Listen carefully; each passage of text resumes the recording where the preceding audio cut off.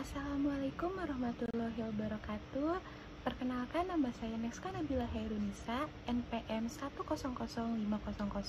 10050021028 dari Fakultas Psikologi Universitas Islam Bandung.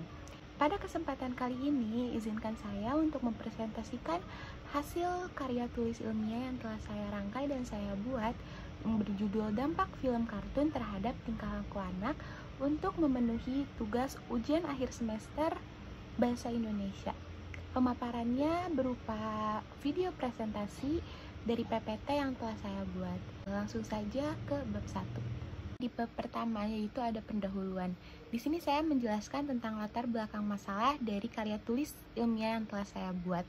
Yaitu, menurut hasil penelitian Murray, bahwa rata-rata anak prasekolah menghabiskan setengah dari hasil waktu kerja orang dewasa untuk menonton televisi. Waktu yang dihabiskan sendiri anak-anak untuk menonton film yang berada di televisi ini akan semakin terus bertambah ketika anak memasuki usia 6-7 tahun. Ya, usia di mana masa-masa mereka adalah sekolah dasar. Oleh karena itu, saya mengambil sampel di sini yaitu anak-anak sekolah dasar. Kekhawatiran orang tua adalah disebabkan karena kemampuan berpikir anak yang masih relatif sederhana. Mereka cenderung menganggap apa yang ada di tayangan televisi merupakan kejadian yang sebenarnya. Maka anak-anak cenderung sulit membedakan mana perilaku atau tayangan yang fiktif serta mana yang bukan. Anak-anak juga masih sulit untuk memilah perilaku yang baik sesuai dengan nilai norma dan kepribadian bangsa.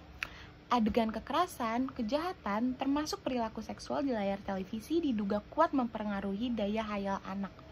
Di sini juga terdapat contoh dari beberapa film kartun yang menimbulkan beberapa kontroversi, yaitu seperti film Bobo Boys yang dimana mungkin kalau kita lihat itu hanyalah film kartun yang tidak akan berdampak sesuatu terhadap psikis anak atau terhadap pola kembang anak.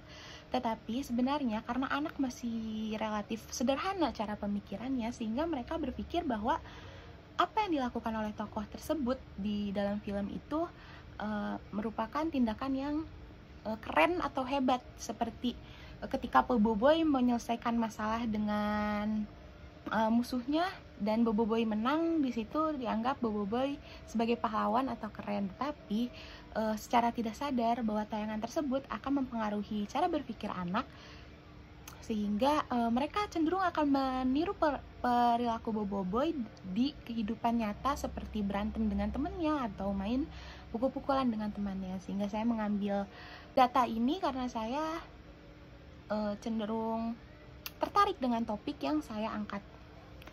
Lalu selanjutnya di sini ada rumusan masalah. Rumusan masalah di sini yang akan dibahas adalah bagaimana dampak film kartun terhadap tingkah laku anak, dan juga apa saja dampak negatif dari film-film tersebut. Oke, lanjut ke bab 2. Di sini ada tinjauan pustaka.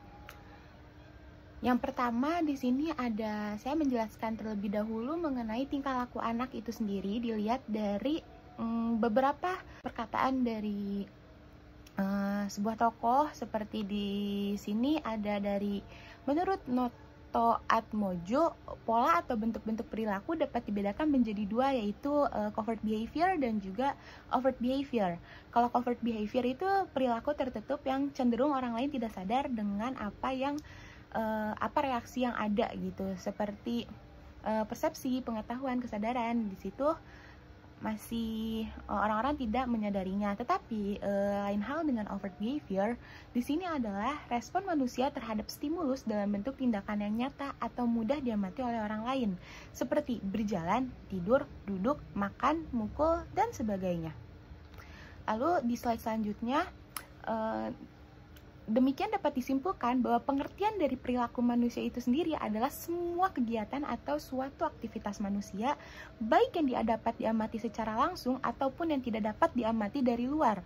Manusia pun dapat berintimidasi contoh untuk mencontoh perilaku atau hal-hal yang dilakukan oleh orang lain.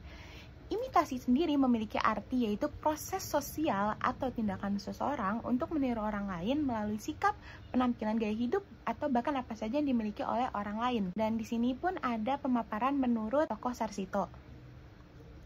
Selanjutnya ada metode penelitian. Metode penelitian ini saya ambil dalam bentuk deskriptif kuantitatif dengan jenis korelasional, di mana metode ini bertujuan untuk menggambarkan atau memaparkan secara tepat keadaan yang terjadi saat ini secara sistematis atau menuntut untuk dicarikan jawabannya. Penelitian ini tidak saya lakukan sendiri, tetapi saya mengambil dari jurnal yang sudah ada, penelitian yang sudah ada sampel penelitiannya. Saya ambil dan saya olah kembali data tersebut sesuai dengan judul dari artikel karya tulis ilmiah yang telah saya buat. Untuk data terdapat di karya tulis ilmiah saya, di sini saya langsung menuju kesimpulan penelitian saja. Untuk simpulan penelitian berdasarkan analisis data mengenai pengaruh tayangan film kartun terhadap pola tingkah laku anak usia sekolah dasar di lingkungan 2 Kelurahan Gunung Terang, Bandar Lampung, dapat disimpulkan bahwa tayangan film kartun yang ditayangkan di televisi dapat berpengaruh terhadap pola tingkah laku anak di kehidupan sehari-hari. Karena tayangan kartun tersebut telah dikemas dengan sangat menarik sehingga mampu untuk membuat anak-anak tertarik untuk menonton film tersebut. Selain itu, menonton film kartun tanpa batas waktu yang ditentukan dapat berpengaruh terhadap tingkah laku anak. Adegan-adegan yang disajikan di dalam film tersebut terlihat sangat asik dan menarik perhatian penontonnya. Terlebih lagi, anak kecil belum mampu untuk membedakan mana sisi yang positif dan mana yang negatif, yang mana yang boleh ditiru dan mana yang tidak boleh ditiru.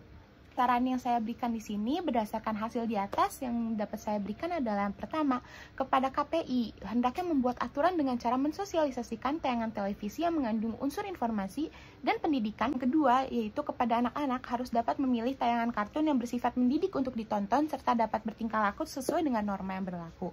Dan yang terakhir yaitu kepada orang tua untuk dapat meningkatkan pengawasan kepada anak-anaknya terhadap tayangan televisi yang kurang mendidik dan dapat berikan contoh tingkah laku yang baik sesuai dengan adegan normal yang berlaku di masyarakat. Sekian presentasi dari saya. Mohon maaf apabila ada kesalahan. Wassalamualaikum warahmatullahi wabarakatuh.